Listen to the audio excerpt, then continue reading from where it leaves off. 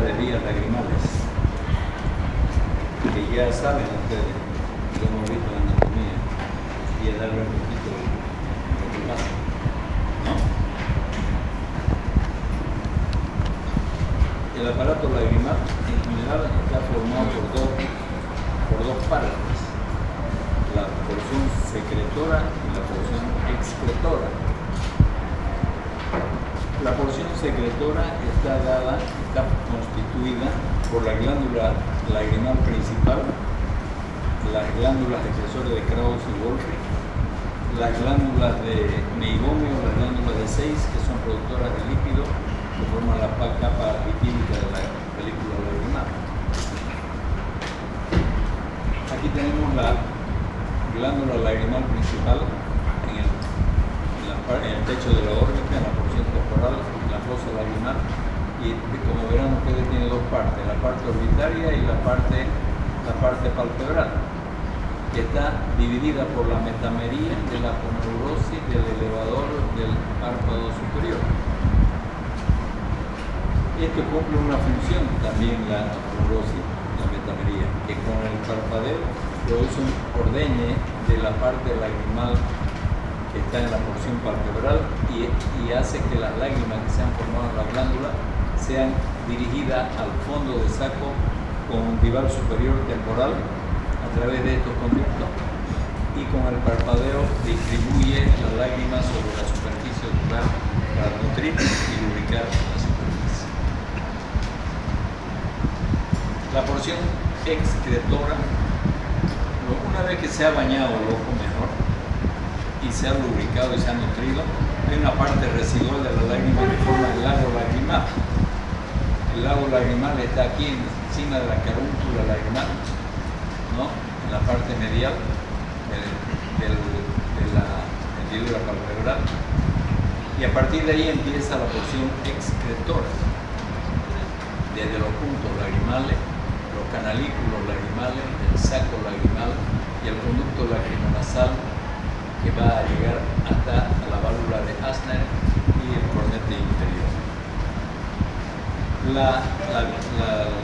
El saco lagrimal se forma a partir de dos mamelones, uno que viene desde el saco lagrimal y otro que va desde la conjuntiva nasal, y se juntan a los días del nacimiento o después. Generalmente antes del nacimiento, con el esfuerzo, cuando el parto es normal, se dice que con el esfuerzo del parto se abre un tabique que existe entre los dos mamelones y hay una permeabilidad de la vía lagrimal. Cuando el parto es por cesárea, no hay el esfuerzo del parto, por lo tanto muchas veces este tabique que existe aquí entre los dos mamelones no se rompe, el niño nace sin esfuerzo, y la mayoría de los niños tienen la criocistitis del recién nacido, porque las secreciones de la conjuntiva no pueden pasar acá y se forma un proceso infeccioso lagrimal.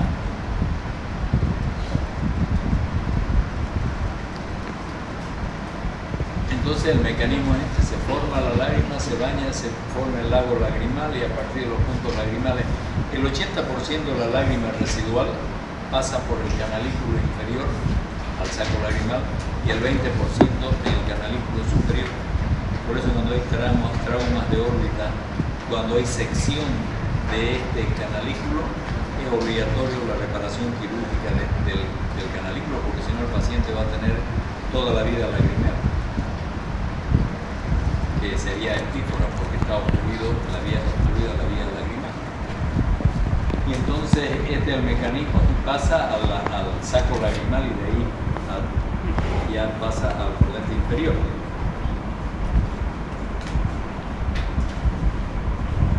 Esta es la forma en que pasa. Las lágrimas pasan por capilaridad, por la capilaridad del canalículo lagrimal, por aspiración que ejerce el saco lagrimal. Con el parpadeo, los ligamentos palpebrales mediales que están acá sosteniendo el ángulo medial de la hendidura palpebral, con el parpadeo va a presionar el saco lagrimal y hace de que las lágrimas bajen. Entonces, por la presión del saco también. Y aspiración que ejerce la corriente de aire abajo en el cornete inferior por la respiración, que seca la parte inferior y aspira por sequedad el pasaje de la lágrima desde el saco lagrimal.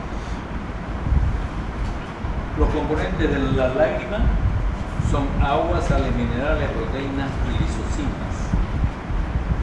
Aquí está la glándula lagrimal principal, la misma historia, las glándulas de meibomio que también dan el contenido lipídico, como les decía, la capa mucínica que está en la parte interna de la película lagrimal, la capa acuosa y el aceite formado por la glándula de meibomio y de Seyss. Esta es la película lagrimal. La película lagrimal debería considerarse una capa más de la córnea, porque sin la película lagrimal no existe córnea y no existe ojo.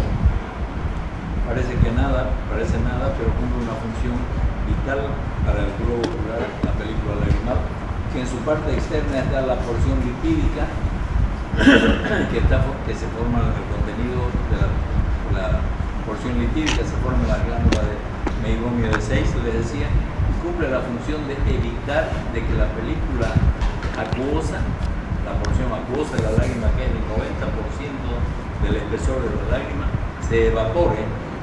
Entonces permanece más tiempo lubricando la superficie ocular. Y la capa mucínica, que es la más interna, está en contacto con las células del epitelio de la córnea, ¿no? Y cumplen la función de nutrición, ¿no? Que se forma esta película, se forma en las células caliciformes y en las glándulas de Henle-Mans, y cumplen la función de protección antibacteriana en la superficie ocular. Lagrimeo cuando hay, por un proceso irritativo, formación de más lágrima que la necesaria, y entonces escurre la lágrima a la superficie de la piel del párpado. Y epífora, se llama epífora cuando hay caída de lágrima por obstrucción en la vía excretora de la película lagrimal. Para explorar las vías lagrimales es suficiente instilar una gota de colirio.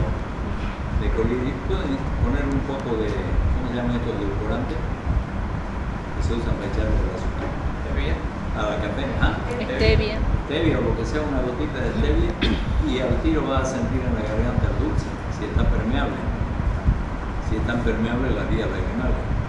O de lo contrario, agarran fluoresceína, que viene en papelito, pegan la fluoresceína en la conjuntiva y después de 5 minutos le ponen a la nariz un cotonete y se va a manchar de amarillo.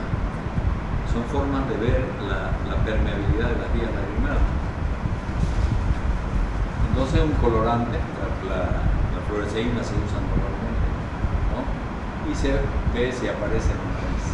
Esto es una prueba de Jones, se llama. Se pone la fluoresceína atrás del párpado anterior y después de 5 minutos de un cotonete, y si moja el cotonete se mancha amarillo, quiere decir que es permeable la vía lagrimal. Pero si no mancha el cotonete, entonces hay una obstrucción. ¿Pero dónde la obstrucción? La obstrucción puede estar en la porción inferior, que es lo más frecuente, y no es por alteraciones de la vía lagrimal. Generalmente es producido por presencia de pólipo o por lesiones en la conjuntiva y en los cornetes inferiores. Aprieta, presiona la salida y no drena. O de lo contrario, en los canalículos lagrimales en la parte superior. De las dos formas, no moja, porque no pasa el pigmento, no pasa hasta la nariz. Entonces lo que hay que saber es si es obstrucción inferior o es superior. Para eso, entramos con una cánula hasta el saco lagrimal a través del punto lagrimal inferior, o el canalículo inferior. Echamos el colorante y si moja el cotonete es porque la parte inferior está libre, y si no moja es la parte inferior de la que está obstruida. Muchas veces es necesario interconsultar con un otorrino porque hay compresión de pólipos, etcétera, en esta zona, y esa es una de las principales causas. Para estudiar la vía lagrimal se usa también los dilatadores de puntos lagrimales, que se horizontaliza y se dilata la vía lagrimal, el canalito, y posteriormente se entra con una cánula o sonda lagrimal a través del punto que ya está dilatado, llegándose hasta el saco lagrimal, que además esto se ocupa cuando hay obstrucción en la vía lagrimal para desobstruir. Entonces se lava el saco lagrimal con suero fisiológico o con antibiótico con una cánula.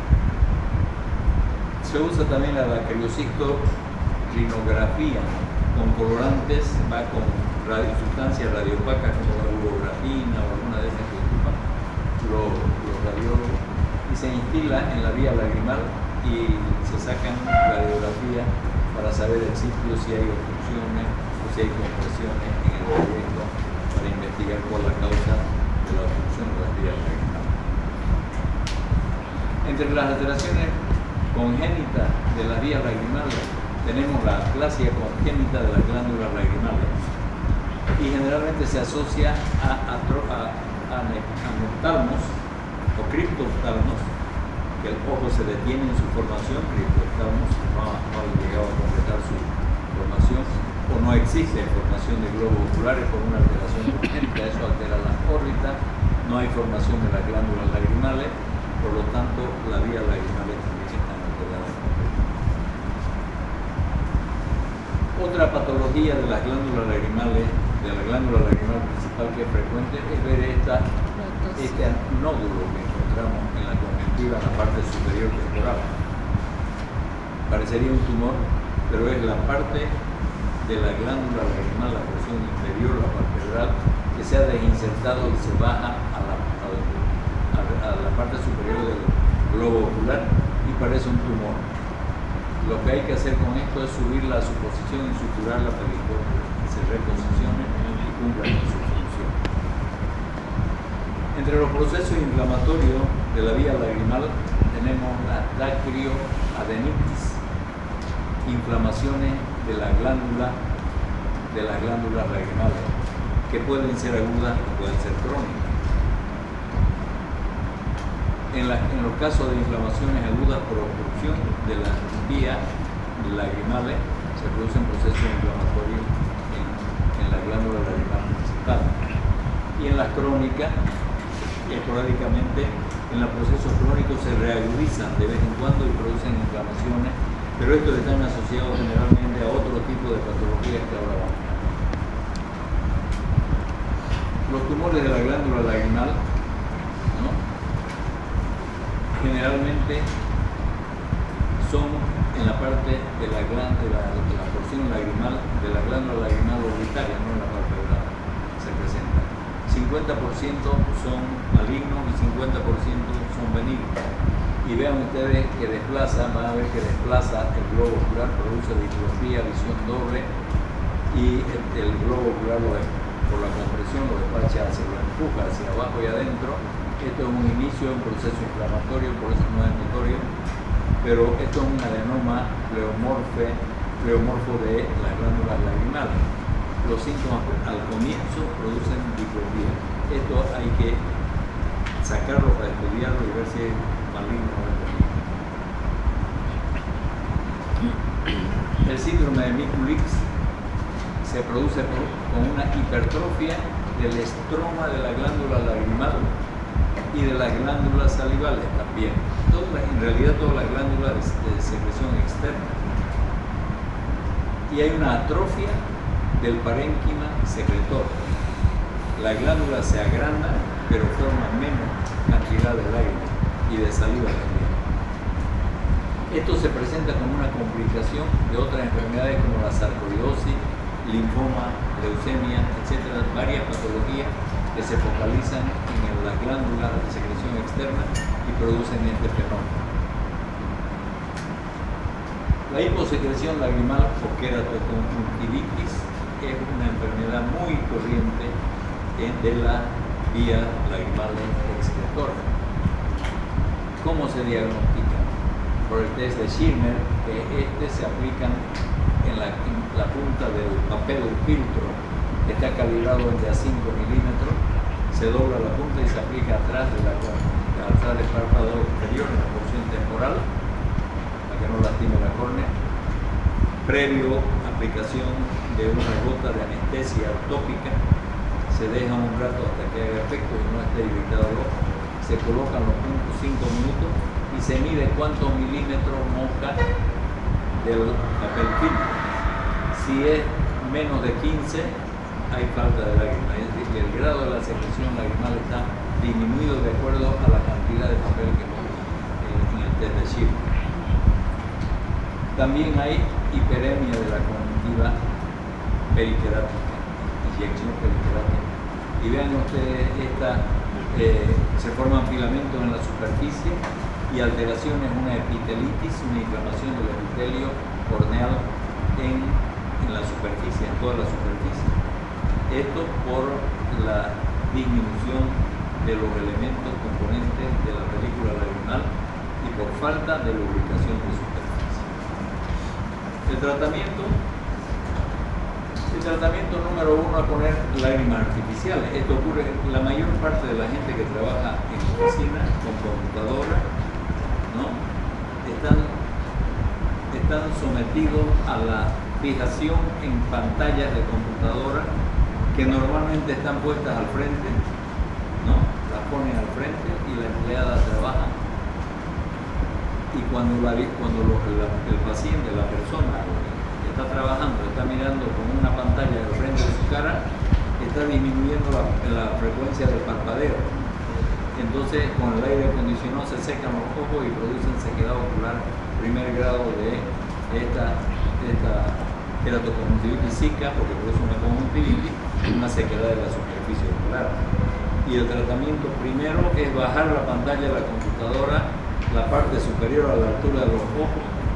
Eso parece nada, pero es importante porque los ojos, cuando están en posición de mirada a 30 grados abajo, la lubricación es perfecta. Pero cuando uno mira arriba y fija la mirada arriba, disminuye la frecuencia del parpadeo. Y los casos de keratoconjuntivitis zika incipiente, con eso se resuelve muchas veces, con lágrimas artificiales, como es. Otros tratamientos son obliteración de los puntos lagrimales para evitar de que la lágrima pase demasiado rápido. Cuando hay poca lágrima que se forma, lo diagnosticamos con test de Schirmer o con el break-up time, se llama tiempo de ruptura de la película lagrimal, que es otro examen que creo que vamos a ver ahora. Y si vemos que está disminuido, vamos a dar lágrimas artificiales. Ocluir los puntos. Aquí se puede cauterizar los puntos, también se puede cauterizar con hipertermia o con láser. La cosa es que hay que cerrar en lo posible los puntos lagrimales, disminuir el calibre para que el lago lagrimal que estaba formado aquí se forme y además permanezca más tiempo la lágrima en la superficie ocular. Eso es un procedimiento sencillo, pero que ayuda bastante a estos pacientes. Otra forma es la oclusión por cianoacrilato. ¿Conocen el cianoacrilato? Es la gotita. Se seca el punto lagrimal y se pone la gotita y se forma un taponcito que eso dura 2 o 3 meses. Es una manera de ayudarle al paciente con keratoconjuntivitis zika. Y también colocar estos taponcitos que son cabales para colocarlos en el punto lagrimal, ¿no? Y hay de diferentes calibres de acuerdo a la necesidad del paciente. Si quiere uno que drene más o que drene menos, el calibre mayor o menor de estos taponcitos. Viene con sus aplicadores y todo. Las patologías de las diferentes partes del aparato excretorio, los puntos lagrimales, puede haber ausencia de los puntos lagrimales. Anomalías de posición, hay puntos lagrimales que están aplicados atrás del párpado y que se ocluyen con el contacto con el globo ocular, o que están en la parte externa o son supernumerarios también. Los canalículos lagrimales pueden estar obstruidos y el conducto lagrimonasal, ¿no? Puede haber una obstrucción presentando traqueosistitis, sobre todo es frecuente la traqueosistitis aguda en el recién nacido, por obstrucción del saco lagrimal, que ya les explicaré. Esto es una fístula lagrimal. El punto lagrimal está correcto, pero aquí hay una fístula lagrimal. El tratamiento es cerrar la fístula. Esto es una dactiliocistitis del recién nacido.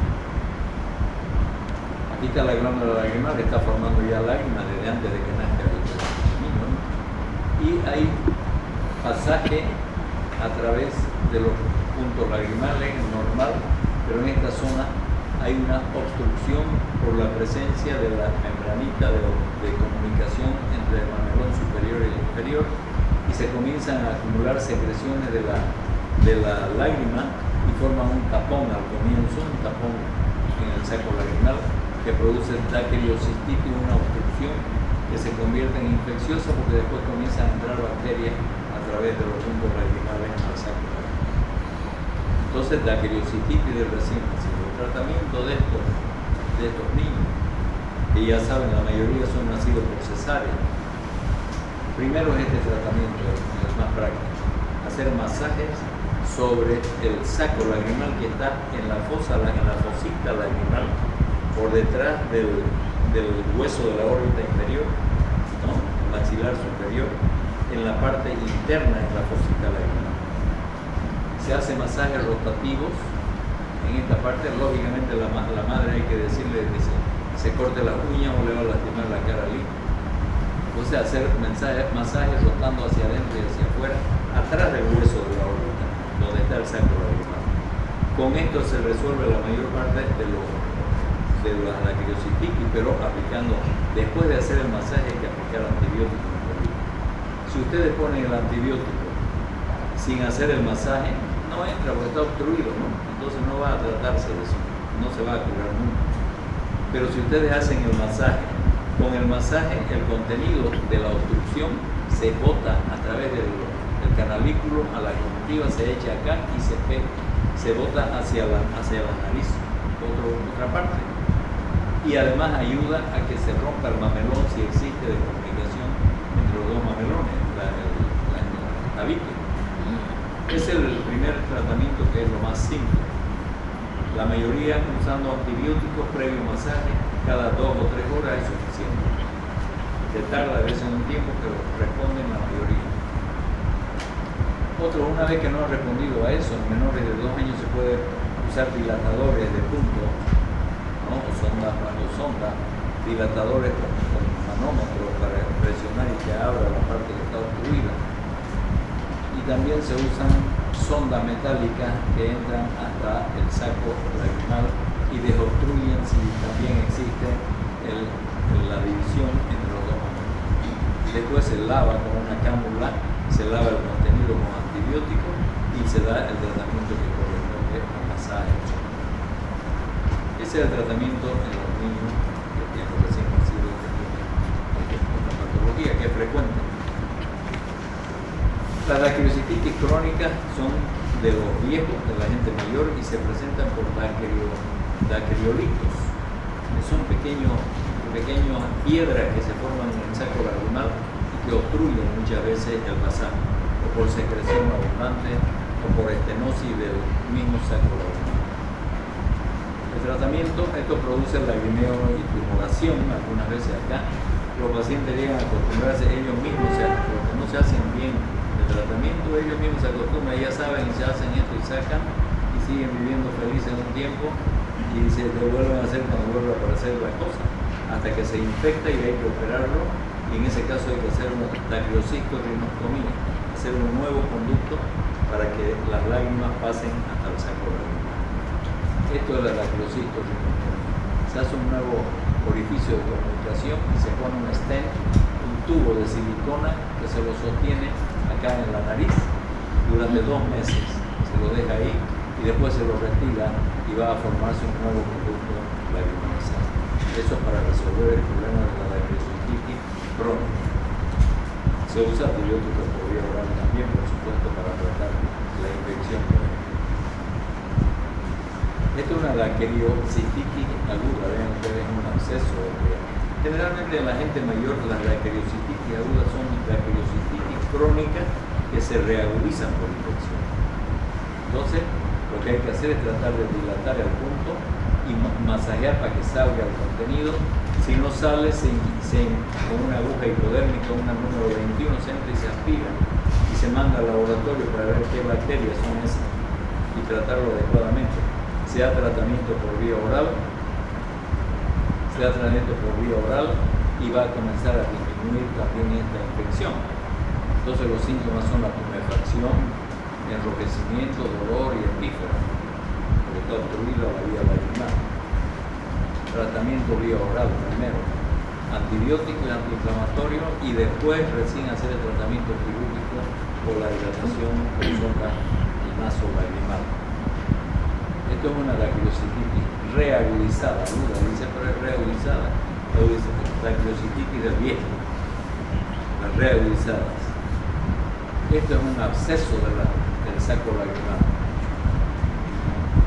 Este absceso es raro ver ahora en la gente, pero cuando hay, en este caso ya no se puede reparar. Ahí lo que hay que ya no se puede recanalizar eso directo. Hay que drenarlo, limpiar y hacer una operación de una dactilocytorhinostomía para formar un nuevo canal. En los traumas con herida en la vía lagrimal, ya les dije que cuando el trauma, si el trauma en la porción palpebral superior, eso se repara y no hay problema. El problema es cuando el trauma está aquí. Aquí incluso en el superior, si ocurre esto, hay que hacer una sutura y es suficiente. No hay problema si la vía lagrimal superior, si está el canalículo superior obstruido, no pasa nada, porque la mayoría sale por el de abajo, el 80%. Aquí está seccionado el canalículo inferior, aquí está el punto lagrimal. Entonces se coloca un stent que pasa por acá y salga y dé un anillo, un stent en forma de anillo de silicona. Y a partir de ahí se deja el stent durante 2 meses también y se lo retira y está formado nuevamente. Hay que reparar el canalículo con suturas desde 10-0, ¿no? Y reparar la piel, toda su posición, y va a reformarse el canalículo inferior. De la misma forma, la misma historia. Acá tenemos igual una laceración, una efaceración del párpado inferior. Aquí está el punto lagrimal. Se pone ahí, está el tubo, se coloca el tubo que ya está colocado, y después de colocar el tubo y reparar el canalículo, se repara la piel y hay que moverlo una vez cada semana, este tubito con una pinza. Se lo saca después de 2 meses y ya está funcionando la vía lagrimal. Los procesos tumorales de la vía lagrimal generalmente comienzan en esta misma zona, como hemos hablado antes, en las otras patologías del parto, y generalmente van al saco lagrimal, los adenocarcinomas, ¿no? Son raros, son un poco frecuentes. Entonces su localización en el saco lagrimal y el tratamiento de extracción quirúrgica y tratamiento con radioterapia con polvo. Aquí tenemos un proceso tumoral de la glándula lagrimal. Siempre que hay un proceso tumoral hay que extraerlo. Siempre que sea tumor hay que diferenciar entre tumor y pseudotumor. Eso es importante. Si una vez que identifican que es un tumor con tomografía o con resonancia, ustedes van a tener el tumor, hay que extraerlo completamente sin romper la cápsula. Generalmente son capsulados los tumores de la glándula lagrimal. Sin romper la cápsula hay que extraerlo. Ahora se lo extrae con crío, con punta de enfriamiento a menos 80 grados, se pega a la cápsula, se tracciona y se diluciona para sacarlo entero. No romper la cápsula porque produce muchas veces, si es maligno, una siembra de células malignas en toda la boca. Eso de las vías lagrimales, no sé si tienen preguntas, es corto el tema, pero es importante. Encienda la luz.